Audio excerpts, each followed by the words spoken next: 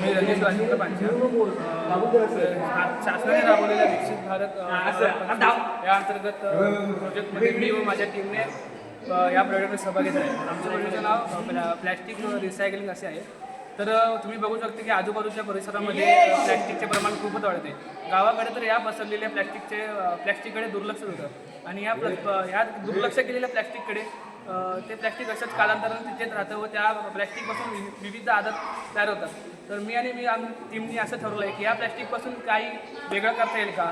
तर आमच्या टीमने या प्लॅस्टिकपासून विविध काही गोष्टी तयार करता येतील किंवा या प्लॅस्टिकचे विविध विल्हेवाट लावून त्या प्लॅस्टिकपासून विविध काही अशा गोष्टी तयार करतील असं मी व माझ्या टीमने आमचा प्रयत्न चालू आहे. तर प्लॅस्टिक ही अशी गोष्ट आहे की ती बरेच वर्ष कुजत नाही किंवा तिचा विल्हेवाट लागत नाही. म्हणूनच त्या प्लॅस्टिकपासून विविध आजार तयार होतात किंवा निर्माण होतात.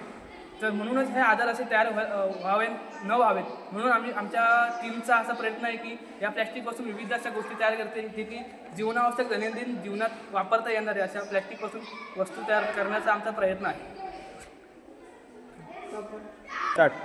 म्हणूनच आमच्या टीमने असं ठरवलं आहे की ह्या प्लॅस्टिकचा पुनर्वापर व्हावा म्हणून आमच्या टीमने असं ठरवलं आहे की या प्लॅस्टिकच्या मॅट किंवा लहान मुलांच्या उपयोगातील खेळण्यातील वस्तू किंवा इतर शोपीस आयटम्स किंवा शोपीस वस्तू किंवा दैनंदिन जीवनातील वापरात येणाऱ्या अशा दैनंदिन वस्तू त्यापासून असे जीवनावश्यक अशा वस्तू आम्ही तयार करण्याचा प्रयत्न करत आहोत.